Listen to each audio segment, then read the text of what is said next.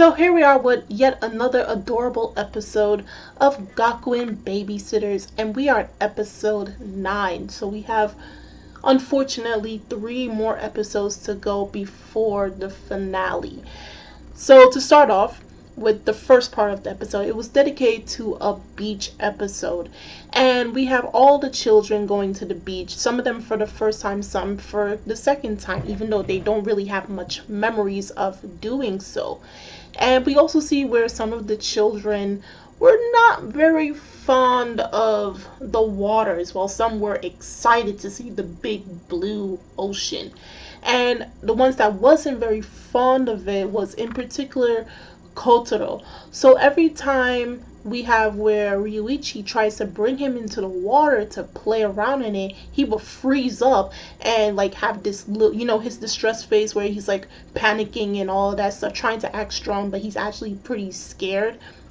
So he tries to bring him there, and it doesn't, it proves fatal at that point.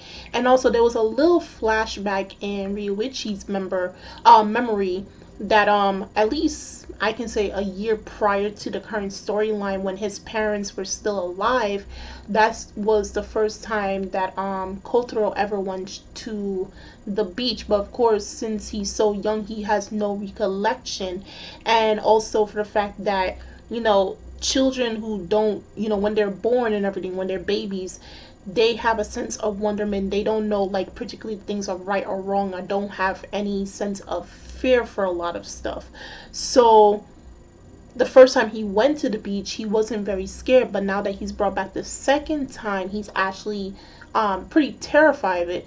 And the reason for that is because he thinks that his older brother may just get swept under the water and will never be seen again. There was a particular moment where Ryuichi and Hayato were in the water and talking and having fun, and the babies and the rest of the mothers were back on shore sleeping or taking a nap. And then when he wakes up, he sees his brother in the water, and he starts to run into the water, the thing that he fears the most, just to go and get to his brother. He starts to cry, and it actually makes you remember back to episode 1 when he thought he didn't see his brother because due to the cold. And then he starts to cry for his Mii-chan. Of course, they're reunited, and as a little souvenir, he has a seashell from the ocean from his older brother. So unfortunately, due to his young age, we know that he's not going to remember this moment at all. But from Yuichi's words, he does hope that one day Kotaro, when he grows older, won't be afraid of the ocean anymore. Now to get into the second half, oh boy, there was a lesson to be taught in the second half of the episodes, and Taka nearly lost something precious of his own due to the mistake that he made. Now we know Taka can be a little annoying. He's that one annoying child that's always a chatterbox, and then he's always doing something to get someone angry at him, in particular his older brother Hayato. Now in this case, usually Hayato would smack him over the head for doing something stupid or inappropriate, but he decided to ignore him at least for half of the day. And the reason for that is we know that Hayato loves baseball, even though he doesn't show much expression for it. And the fact that he had this treasured baseball that was signed by a pro baseballer. And then his brother decided, okay, since you don't pay enough attention to me, I'm going to draw poo on your, well, what he imagines to be poo, on your precious baseball. And when you think Hayato might smack him hard over the head, which I advise you don't do to a toddler, their head is still forming and everything, and there's that soft spot in the middle of their head. You shouldn't smack them around, and I fear for Taka's future, like how he's going to be thinking mentally due to all the hits he gets in the head from his older brother.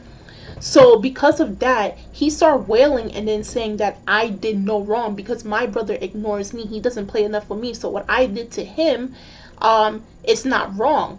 I'm in the right, and he should apologize to me. So he has this notion, like, whatever he does, he feels like he's in no wrong until someone has to reprimand him and put him in a position that he says, no, Taka, what you did was wrong. And that's something you usually do have to do with very young children, because they feel like they can get away with a lot of stuff until you tell them otherwise. So as we see in the episode, Hayato is very upset until we have where Ryuichi is trying to talk to him and explain to him that, Kotaro does the same thing to him. He pulls pranks on him all the time and he doesn't know better. By the end of the day, there's such a huge age gap between the siblings, at least possibly a 12 to 14-year age gap between them. And the fact that you can't be truly angry at a baby for a lot of the stuff they do, because at the end of the day, you have to know they don't know any better. It's that when they do wrong, you tell them that they did. And we have where the chairwoman came while Ryuichi was going to find Hayato to talk to him about the situation. She came in and watched over Kotaro and Taka. And then when she figured out what Taka did, which I thought was very appropriate and very smart of her to do, something that in a way to teach a very young child a lesson in terms of whether they did right or wrong, she took his precious sword. And it's like, okay, give me your precious sword. Then she put it up against the wall. She got a hammer. He got the hammer out of nowhere. Saikawa got a hammer out of nowhere. I don't know where he got it from, but for the sake of teaching the lesson, she got the hammer from him, placed his sword on the wall, and looked like she was about to smash it until he started screaming, no, no, no, no. And then it's like, you see, this was something precious to you. Now you know how your brother felt after you did what you did earlier in the day. So it's like, she taught him a valuable lesson. At the same time, he realized that he was in the wrong, so he went to go apologize to his brother. And something we never seen from Taka, he actually apologized for ignoring or hitting his brother, and decided to say, you know what, I'm sorry for not paying enough attention to you, and I'm going to play with you. And he even talked to Ryuichi saying that, why don't we get the kids to come in for tomorrow to play some baseball. And it ends off on a good note. Well, possibly in the next episode or so, or probably it's just a whole new story, the kids will be playing baseball with the daycare babysitters. So once again, another good note for Gakuen Babysitters. It ended off on a good note, and it was a really enjoyable lesson. And there was a lesson to learn at the end of it. Don't do wrong if you don't want someone else to do the same thing to you.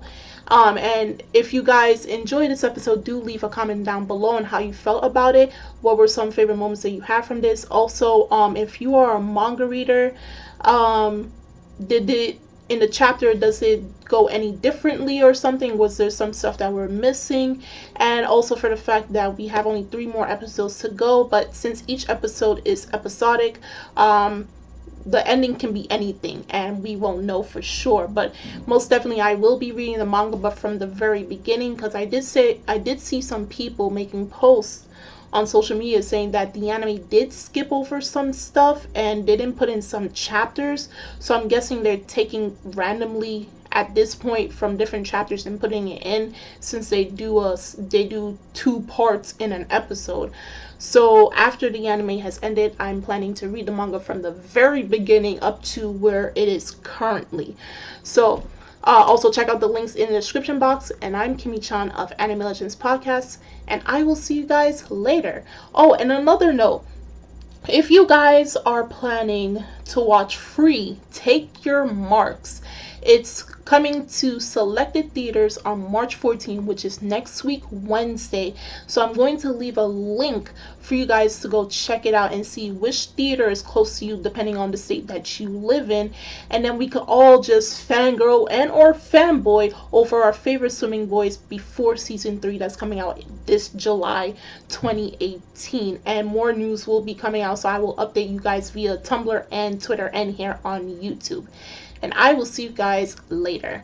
Bye!